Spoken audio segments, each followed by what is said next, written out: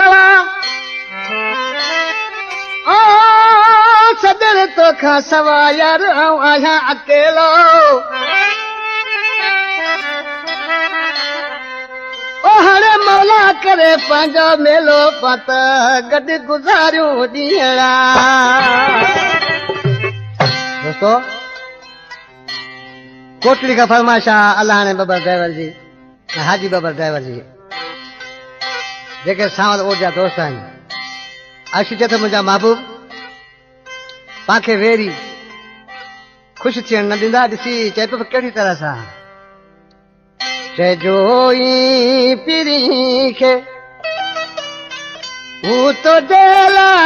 रोए जो अल्लाह तो जेला रोए जो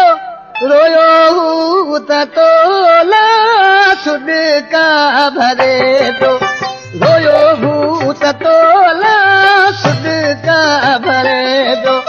चइजो ईअं पीरी खे चइजो ई पीरी खे तो जेला रोए जो रोयो रोयो तोला सुड का भरे जो रोयो हू त तोला सुड का भरे जो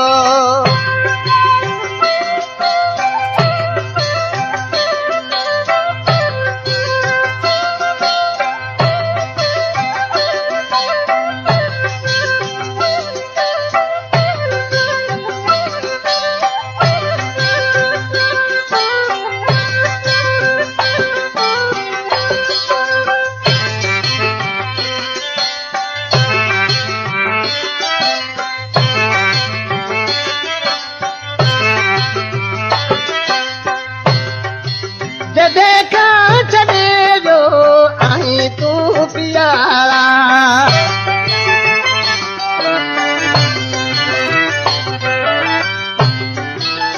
देखा चले जो आई तू प्यारा कयो हूँ तो लायर घूमे वे सकारा पीरी दर्द माहू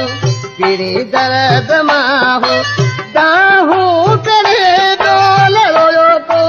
तोला सुड का भरे जो रोयो हू त तोला सुड का भरे जो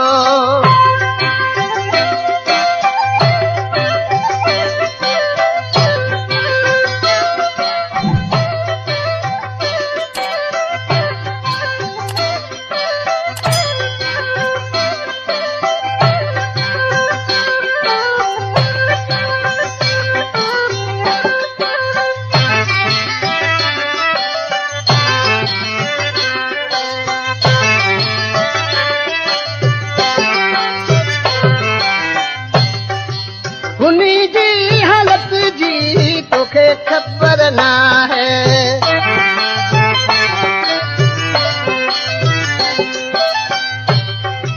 हुनी जे हाल जी तोखे ख़बर ना है कीअं पियो जिए हू तो खां सवाइ मिठा रोज़ तोहे जूं मिठा रोज़ तोहे जूं पुछां मूं करे जो रोयो हू त तोला सुड का भरे जो रोयो हू त तोला सुड का भरे जो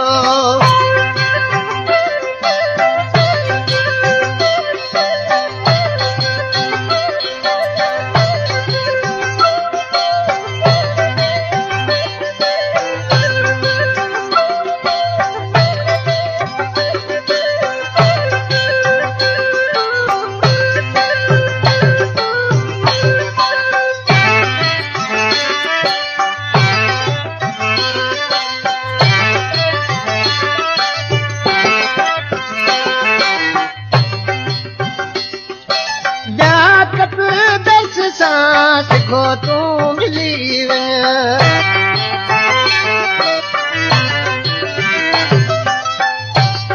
अल्लाह लियाकत दर्स सां सिखो तू मिली सुठो अथई सुहिना धीअरे पुछी हाय कुनरी में रोज़ राहूं पियो